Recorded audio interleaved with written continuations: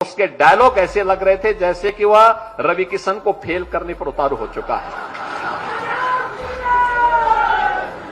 उसके डायलॉग रवि किशन के डायलॉग से मजबूत दिखाई दे रहे थे, क्योंकि वो जमीन पे काम कर रहा है और जमीन पे काम करते हुए उसने जो बातें यहां पर कही कि देखिए मैंने ऐसे करके इस पैसे का उपयोग किया। अपने गाने की वजह से मैंने ये तो किया है कि इंडिया ही नहीं खेसारी लाल अपने भाषा को विदेश में बजवा दिया है।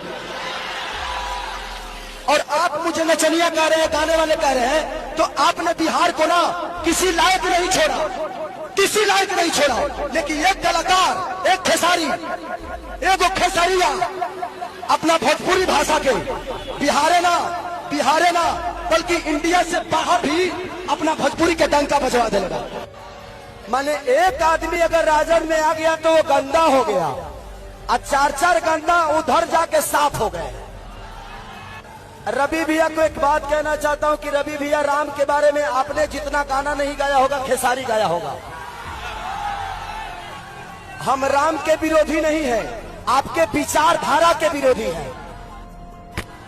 प्लीज आप सब सवाल जरूर करना कि भाई बात करनी है तो रोजगार पे बात करो, हिंदू मुसलमान पे नहीं। हमें लड़ाओ मत, हम ऑलरेडी अपने गरीबी से लड़ रहे हैं, जूझ रहे हैं।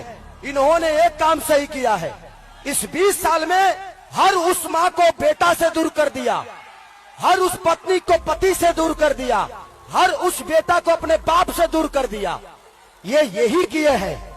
खेसारी लाल यादव के चुनाव में उतरने के बाद भाई पूरी बीजेपी कांप चुकी है। जी हां, खुद नरेंद्र मोदी छपरा में आ रहे हैं अपने प्रत्याशी का प्रचार करने के लिए 1 तारीख को।